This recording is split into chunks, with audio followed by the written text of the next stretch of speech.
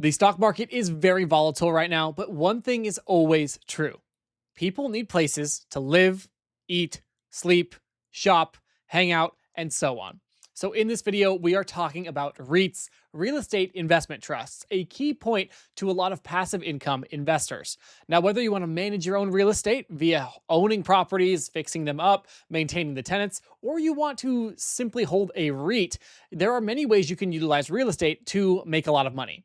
And by a lot of money, I mean a lot of money. If you focus in on real estate for a 30-year period, you can see some phenomenal returns. So in this video, we are going to cover 7 real estate investment trusts, some ranging more in the growth end, some focusing more on the income end, and one paying monthly dividends and being known as the monthly dividend king of REITs. So I hope you guys do enjoy. Don't forget, if you're interested in this style of content, to like the video and to subscribe. Let's get into it. Some of the companies we're discussing in this video have survived every major market crash that we have seen in the last 30 plus years. So there is safety in a lot of these. Some are newer, some are older, but we're looking at FRED. This is the 30-year fixed rate mortgage average in the US, talking about interest rates and how they're going to impact these REITs. There's an interesting concept here because a lot of income investors that focus on like dividend stocks will choose either REITs or BDCs or a mix of both, like myself. And it's funny because when rates go up, BDCs thrive.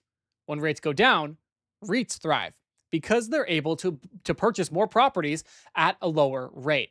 So they're usually a little bit inverse with each other, but it really depends on the underlying company because some of these are sector specific. Some of them have performed really well. Some have been very lackluster. And I'm going to talk about the ones I own and some that I'm looking to buy.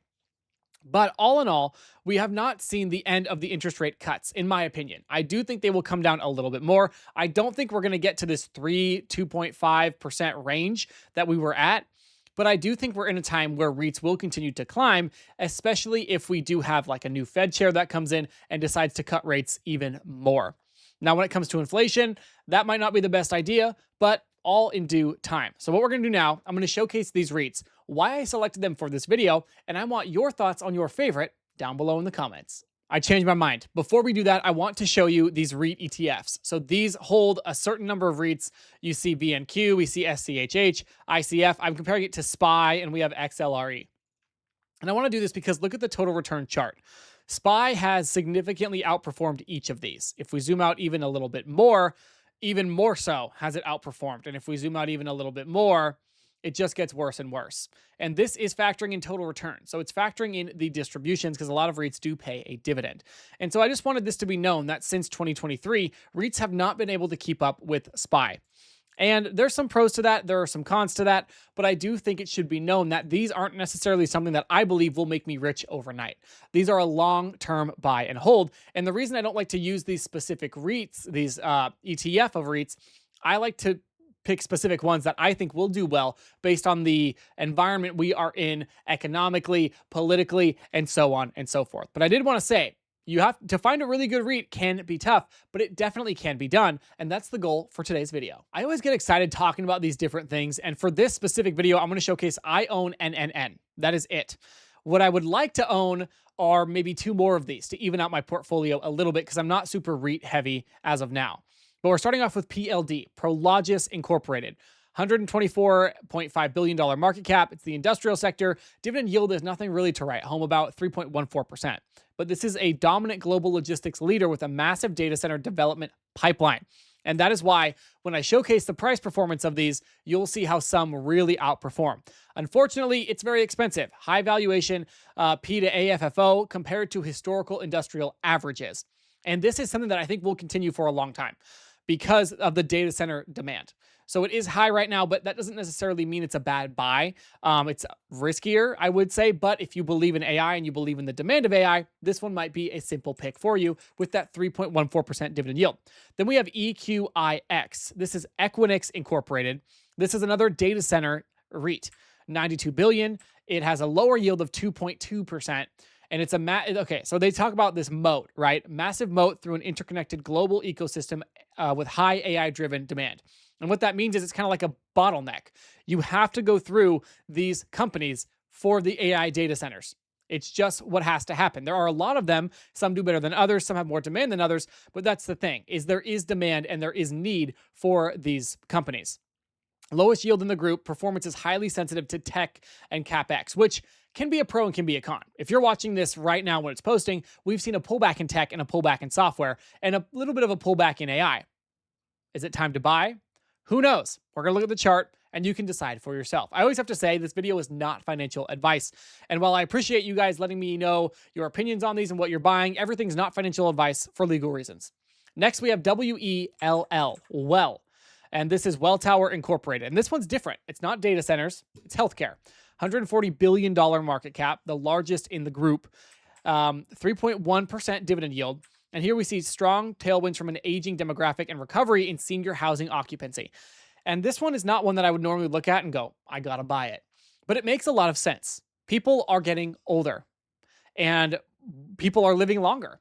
Thus, there's more time for people to need homes, to need assisted living like Well provides. And so we can also see here, though, high exposure to labor, cost inflation within the healthcare operating sector is the con. And that makes sense because inflation is kind of going crazy. Not as bad, but when it comes to owning and operating all these facilities, if minimum wage goes up, depending on where they're situated, where the companies are, where the physical locations are, you can see a lot of change in your outflux of income. A lot of money might have to go to operating these facilities. That's not in your control. And as always, guys, if you want a full breakdown on any of these, let me know in the comments because I love doing these deep dives on these. So Well is one that stuck out to me right off the bat, and it's not just associated with AI. SPG, this is the Simon Property Group, and this one's mixed. $55 billion, it's retail, malls, 5.25% dividend yield. I haven't been to the mall in, no, I went around Valentine's Day. Got my wife a present. There we go. But what's interesting is I'm not big on malls. I'm just not. I'm introverted. And it is, I mean, can you tell I'm introverted? I'd rather talk to a camera, right, than go out in public. But I don't know the future of retail. It's hard to try and figure out what's going to happen. I think there's always going to be a need for it. But are malls really going to thrive over the next decade? I don't know. When I think about it comparing to AI, I'm kind of leaning against. It has an A-rated balance sheet with high quality Class A assets that resist e-commerce pressure. So that is amazing. They do have locations. It sounds like they have locations specific to physical locations. Some of them, I repeated locations 1,000 times. Movie theaters and things like that can be within these malls that are not going to be disrupted by AI. Limited growth profile compared to industrial or tech-focused REIT. Who would have thought, like I just said, in the other sectors. Next, we have the one everyone's heard of, the monthly dividend company, $60 billion in AUM, retail as well, 5%. It's not just malls. They have a lot of different styles of retail. 5% dividend, very solid. 27 plus years of consecutive increases. It's a dividend aristocrat. Now, the problem with is the reason why I sold it a little while ago, which turns out was a mistake, as we've seen it bump pretty nicely the last couple of weeks. Large size makes it difficult to move the needle on growth via small acquisitions. Now, I like I really do. I think it's a really solid way to build a portfolio, but for me, being younger and more aggressive when it comes to how I invest, I just think there are better options that have more potential, but more risk. And that's okay because that's how I'm investing at this point in my life. But all in all, is probably one of the most solid on this list, especially if you're focused on a higher yielder, not super high, 5%, but pretty high in comparison with a lot of these others. Then we have NNN, $8.2 billion in market cap, the smallest on this group and the only one that I own right now. This is a retail, a net lease REIT as well. 6% yield, very solid. 36 consecutive years of dividend growth, very stable triple net lease structure.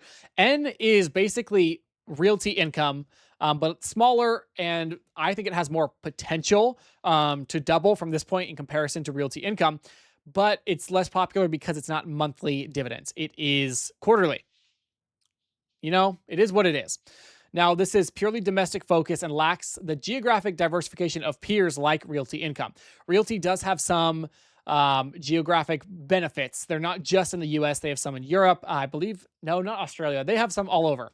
Not crazy amounts, so it's pretty US focused, but they do have some. So I'm not bummed about that. I'm okay with NNN being specific to the US. Just depends on your preference and what you think will do well in the long run. And last but not least, probably one of the most volatile and one of the most interesting cases on this list is VICI Properties. $32.4 billion in market cap. The sector is gaming. And by gaming, it's not like arcade games, it is gambling. Which, can I say gambling on YouTube?